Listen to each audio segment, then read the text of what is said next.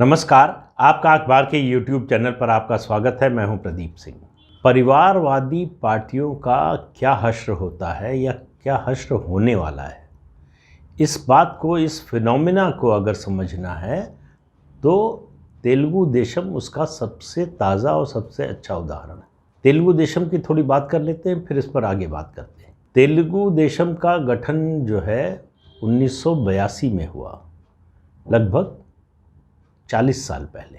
29 मार्च 1982 को एनटीआर यानी एनटी रामाराव, जो तेलुगु फिल्मों के बड़े स्टार थे, सुपरस्टार थे और ज़्यादातर धार्मिक फिल्मों में धार्मिक जो है पात्रों के रोल करते रहे, तो उनकी एक छवि बनी हुई थी। उन्होंने पार्टी के नाम की घोषणा 29 मार्च 1982 को की, 1982 को 29 मार्च को। किसी ने सीरियसली नहीं लिया, खासतौर से कांग्रेस ने, जिसका वर्चस्व था, जो राज्य बनने के बाद से लगातार सत्ता में थी। और मुद्दा क्या बनाया? मुद्दा बनाया तेलुगु प्राइड, तेलुगु लोगों का आत्मसम्मान। और उसका कारण था जिस तरह से कांग्रेस पार्टी मुख्यमंत्री बदल रही थी। और मैंने एक बार पहले भी शायद आपको बताया था लक्ष्मण के कार्टून की बात। लक्ष्मण का टाइम्स ऑफ इंडिया में एक आर.के. लक्ष्मण का कार्टून छपा, जिसमें ये दिखाया गया था कि एयरपोर्ट पर इंदिरा गांधी, उस समय प्रधानमंत्री थी, वो उतरी हैं हवाई जहाज़ से और सारे विधायक कांग्रेस के लाइन से खड़े हैं और वो मुआयना कर रही हैं, जैसे परेड का मुआयना किया जाता है उस तरह से कर रही हैं। और एक जगह रुकती हैं, कहती हैं, hey you will be the next CM of Andhra Pradesh. उसके बाद पॉज दे के, मतलब ये दिखाते ऐसे हैं, पूछती हैं व्हाट्स योर नेम। ये खबर दूसरे दिन अखबारों में बड़ी प्रमुखता से छपी कि जिसको मुख्यमंत्री बनाने जा रही हैं उसका नाम भी उस समय उनको पता नहीं था, और जो मुख्यमंत्री बने उनका नाम था टी अंजैया। इसको लेकर कि ये तेलुगु लोगों का अपमान हुआ है, उनके स्वाभिमान पर चोट पहुंची है, इसको लेकर पार्टी बनाई। जून में वो उन्होंने अपना एक रथ बनाया, चैतन्य रथम रखा नाम उसका, उससे निकले, पूरे प्रदेश का दौरा किया और जनवरी 1983 में बम्पर जीत हुई। हिंदुस्तान की अकेली पार्टी है जो बिना किसी आंदोलन के, बिना लंबे समय तक संगठन बनाए, बिना कुछ जो है इस तरह का इंतज़ाम किए हुए कि उसके कार्यकर्ता हों, एक कैडर हो, ये सब किए बिना सत्ता में आ गई 7 महीने के अंदर। ये अपने आप में बहुत बड़ा उदाहरण है। उस समय संयुक्त आंध्र प्रदेश था, तेलंगाना का बंटवारा नहीं हुआ था, तो 294 यानी 294 सीट्स थी विधानसभा की, उसमें से 201 सीट जीती टीडीपी ने। और वो लेकिन एनटीआर का सफ़र राजनीतिक जो है वो बड़ा रोलर कोस्टर रहा। कभी आराम से वो सत्ता का सुख भोग नहीं पाए या कहे शासन कर नहीं पाए। 83 में चुनाव जीते, 84 में वो चले गए अमेरिका अपना हार्ट सर्जरी के लिए। और इस बीच उनके जो साथी थे एन भास्कर राव, उन्होंने कांग्रेस से मिलकर जो है वो विद्रोह कर दिया, कुछ लोगों को तोड़कर सरकार बना ली। हालांकि बहुमत नहीं था, लेकिन चूंकि गवर्नर उनका था, गवर्नर ने राज्य सरकार को बर्खास्त कर दिया। रामलाल थे गवर्नर उस समय। लौट कर आए एनटीआर और उसके इस खराब स्वास्थ्य के बावजूद फिर से चैतन्य रथम पर सवार हुए और पूरे प्रदेश का दौरा किया। उसके बाद बीजेपी, जनता पार्टी, लेफ्ट पार्टीज़, डीएमके, ये सब समर्थन में आ गई एनटीआर के। और अभूतपूर्व दृश्य था, प्लेन से, ट्रेन से और जो है सड़क के रास्ते, तीनों रास्ते से विधायक और नेता तेलुगु देशम पार्टी के आंध्र प्रदेश से चले और राष्ट्रपति भवन विधायकों की परेड कराने के लिए। उस समय मैं जनसत्ता में था, प्रभाष जी ने उस बैनर खबर बनी थी, प्रभाष जोशी जी ने उसकी जो हेडिंग लगाई थी, train late, plane late, parade कल होगी। उस दिन ट्रेन भी लेट हो गई थी और जो है फ्लाइट भी लेट हो गई थी, तो जो निश्चित समय था राष्ट्रपति से, उस समय तक नहीं पहुंच सकते थे। अब कहा यह जाता है कि ये सब कांग्रेस ने करवाया, न भी करवाया हो तो भी, लेकिन विधायकों की परेड हुई, पूरे देश में ऐसा माहौल बना। उस समय ज्ञानी जैल सिंह राष्ट्रपति थे, इंदिरा गांधी प्रधानमंत्री थी, कि मजबूरन राष्ट्रपति को आदेश देना पड़ा, सरकार रीइंस्टेट हुई और रामलाल जो उस समय गवर्नर थे उनको वापस बुलाना पड़ा और शंकर दयाल शर्मा जो है नए गवर्नर के रूप में भेजे गए। सरकार तो रीइंस्टेट हो गई, लेकिन इस घटना का बड़ा असर पड़ा एनटीआर पर। तो उनको लगा कि कुछ लोगों ने मेरे साथ जो है दगा किया, विद्रोह किया था, तो उन्होंने 1985 में 1985 में असेंबली डिसॉल्व कर दी और चुनाव करा दिया। और फिर से इस बार सिर्फ मतलब कुछ छोटी पार्टियों से अलायंस किया तो 250 सीटें ही लड़े, 250 सीट्स में लड़े और उनमें से 202 सीट्स जो है जीतकर फिर से सरकार बनाई। और उससे पहले 85 में ये हुआ, 85 से पहले 84 में जब प्रचंड लहर थी कांग्रेस की इंदिरा गांधी की हत्या के बाद, जो सहानुभूति लहर थी जिसमें तमाम पार्टियों का सफाया हो गया था, उस लहर में भी आंध्र प्रदेश की 42 में से 42 में से 30 सीटें 30 सीट्स जो है वो टीडीपी ने जीती लोकसभा में, और पहली बार लोकसभा का चुनाव लड़ी और पहली बार लोकसभा में सबसे बड़ा विपक्षी दल बन गई। ये इस तरह का फिनोमिनल राइज जो है मुझे नहीं लगता किसी और पार्टी का हुआ होगा, लेकिन टीडीपी का हुआ। लेकिन एनटीआर के साथ फिर समस्या हुई, उनके कई फैसले जो है बड़े अलोकप्रिय हो गए, तो 1989 में वो चुनाव हार गए, लेकिन 94 में फिर जीते। लेकिन 89 से जब तक वो जीवित रहे राष्ट्रीय राजनीति में उनकी बड़ी भूमिका रही। उसके बाद उनके दामाद चंद्रबाबू नायडू की बड़ी भूमिका रही राष्ट्रीय राजनीति में, लेकिन वो बात आगे 94 में फिर जीते।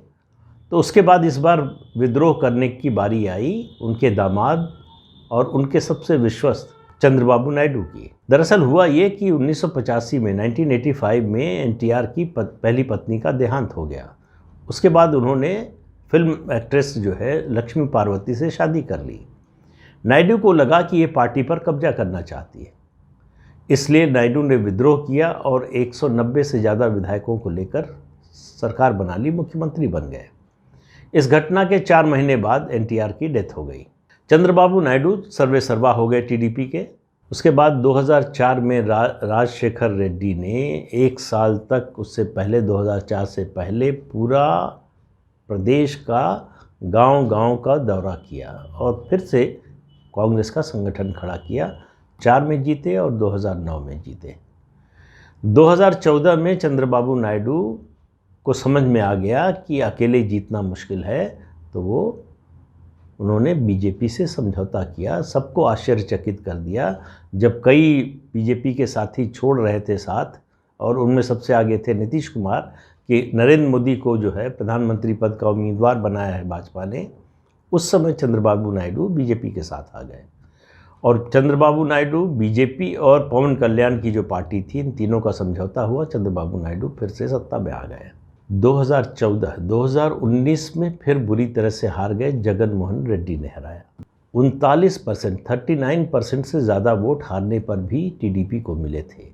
लेकिन 2019 और आज का दिन 39% से ज़्यादा वोट शेयर पाने वाली पार्टी आज अपने अस्तित्व की लड़ाई लड़ रही है। 2019 के बाद से ऐसा कोई चुनाव नहीं हुआ हो, चाहे वो लोकसभा सीट का बाई इलेक्शन हो, विधानसभा का हो, या फिर पंचायत चुनाव हो, या लोकल बॉडीज़ का चुनाव हो, हर चुनाव में टीडीपी हारी है। और हारी नहीं है, उसका सफाया हुआ है, डेसिमेशन हुआ है। चंद्रबाबू नायडू की उम्र इस समय 72 है, 74 साल के हो जाएंगे जब 2024 में चुनाव होगा विधानसभा और लोकसभा का। उनकी पार्टी का कैडर डिमोरलाइज्ड है। अब समस्या क्या आती है? आप देखिए, इतने जनाधार वाली पार्टी, इतने 21 साल तक सत्ता में रहने वाली पार्टी, 40 साल पार्टी को बने हुए और 21 साल उसमें से वो सत्ता में रही। इसके बावजूद चंद्रबाबू नायडू ने कोई सेकंड रैंक लीडरशिप तैयार नहीं की। अपने बेटे को अपना राजनीतिक उत्तराधिकारी बनाना चाहा।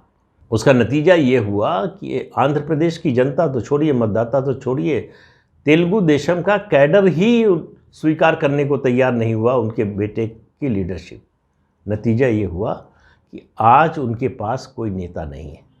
चंद्रबाबू नायडू ने कसम खाई है, उनका अपमान हुआ विधानसभा में। इस पर मैंने एक वीडियो बनाया था, आप लोगों में से बहुत से लोगों ने देखा होगा। उसके बाद उन्होंने कसम खाई कि अब वो लौट कर विधानसभा में तभी आएंगे जब मुख्यमंत्री बनेंगे। मुझे लगता नहीं कि वो मुख्यमंत्री बन पाएंगे, क्योंकि जो स्थिति है उनकी पार्टी की, उनकी वो ऐसी है कि जो 39% वोट मिला था पिछले चुनाव में, उससे भी कम होने जा रहा है और बहुत कम होने जा रहा है। तो चंद्रबाबू नायडू एक क्लासिकल और उनकी पार्टी उदाहरण है कि कैसे परिवारवादी पार्टियों का क्षरण होता है, विनाश होता है, वो नष्ट होती हैं। उसका सबसे बड़ा कारण ये होता है कि वो उत्तराधिकारी के रूप में अपने परिवार से बाहर देखने को तैयार नहीं होती। जब आप अपने परिवार से बाहर देखने को तैयार नहीं होते हैं तो आप एक तरह से कहिए जो ताश में होता है ब्लाइंड खेलते हैं, कि आपके परिवार को, जिसको आप उत्तराधिकारी अपना बनाना चाहते हैं, राजनीतिक उत्तराधिकारी, उसको लोग स्वीकार करते हैं कि नहीं, वो उसके योग्य है कि नहीं, उसमें वो क्षमता है कि नहीं, उसमें लीडरशिप की क्वालिटी है कि नहीं। ये सब देखे बिना जब आंख बंद करके सिर्फ इसलिए कि मेरा बेटा है, मेरी बेटी है, मेरा दामाद है, या मेरी पत्नी है, या मेरा पति है, इसके आधार पर जब आप फैसला करते हैं तो वही होता है जो टीडीपी का हो रहा है, वही होता है जो कांग्रेस का हो रहा है, वही होता है जो आने वाले निकट भविष्य में आरजेडी का और समाजवादी पार्टी का होने वाला है। आरजेडी में भी सेकंड लीडरशिप नहीं है, सेकंड रैंक की लीडरशिप नहीं है। बेटे को, अपने छोटे बेटे को, तेजस्वी यादव को, लालू प्रसाद यादव ने अपना राजनीतिक उत्तराधिकारी बना दिया। मुलायम सिंह यादव ने अपने सक्रिय रहते ही अपने बेटे को सत्ता सौंप दी। नतीजा ये है कि बेटा जब से सत्ता सौंपी है 12 में 10 साल में 4 चुनाव हार चुका है और आगे जीत जाएगा ऐसी कोई उम्मीद नज़र नहीं आती दूर दूर तक। तो जब आपके पास सेकंड रैंक की लीडरशिप नहीं होती, एक नेता पर सिर्फ निर्भर हो जाते हैं, जब तक कई नेता ना हो अलग अलग समाज के, अलग अलग क्षेत्रों के, तब तक किसी पार्टी को लंबे समय तक सस्टेन करना बड़ा मुश्किल होता है।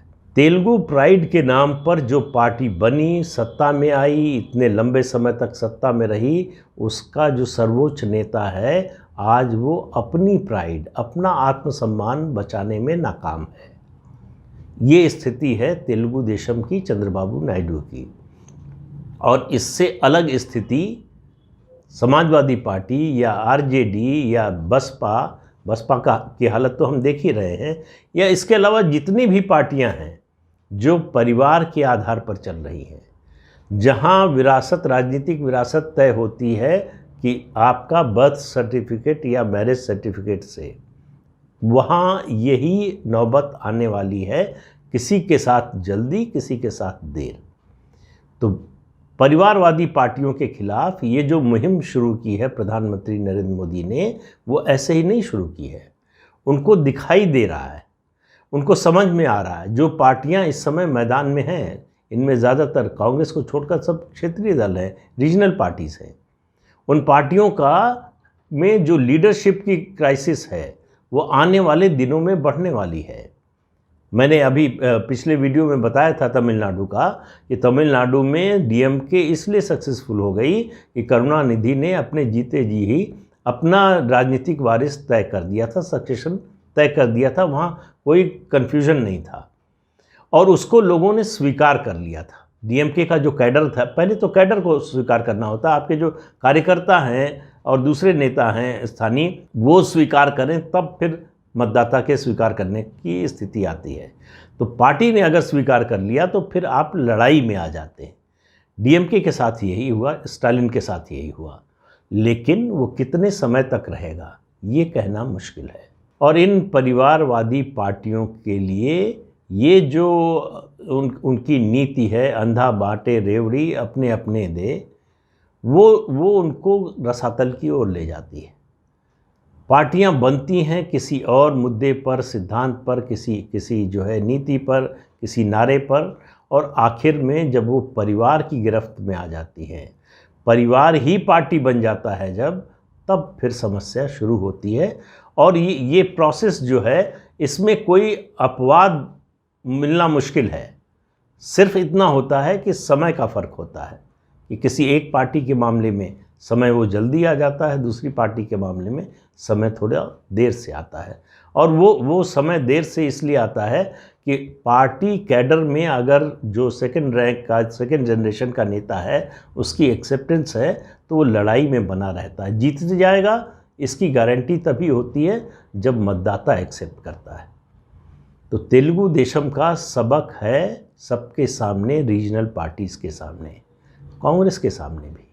ये जो ज़िद है कि परिवार का ही कोई होगा पार्टी का मुखिया, वो कांग्रेस को जिस तरह से रोज़ नीचे ले जा रहा है, इससे कांग्रेस को, जैसे दलदल में आदमी जितना निकलने की कोशिश करता है उतना धंसता जाता है, वही हाल कांग्रेस पार्टी की हो गई है। जब तक ये रहेगा कि परिवार के हाथ में ही पार्टी रहे, तब तक पार्टी का उभरना, उठना, खड़े होना, लड़ाई में आना बड़ा मुश्किल है। तो जो सीखना चाहें, जो समझना चाहें, उनके लिए सबक सामने है, उदाहरण सामने है। जो नहीं सीखना चाहते दूसरों के अनुभव से, वो अपने अनुभव से सीखने के लिए अभिशप्त है। तो आज के अंक में इतना ही। अगले अंक में फिर मिलेंगे किसी नए मुद्दे के साथ। तब तक के लिए इजाज़त दीजिए। आपसे अनुरोध है कि ये चैनल देखिए, शेयर कीजिए, लाइक कीजिए और सब्सक्राइब ज़रूर कीजिए। नमस्कार।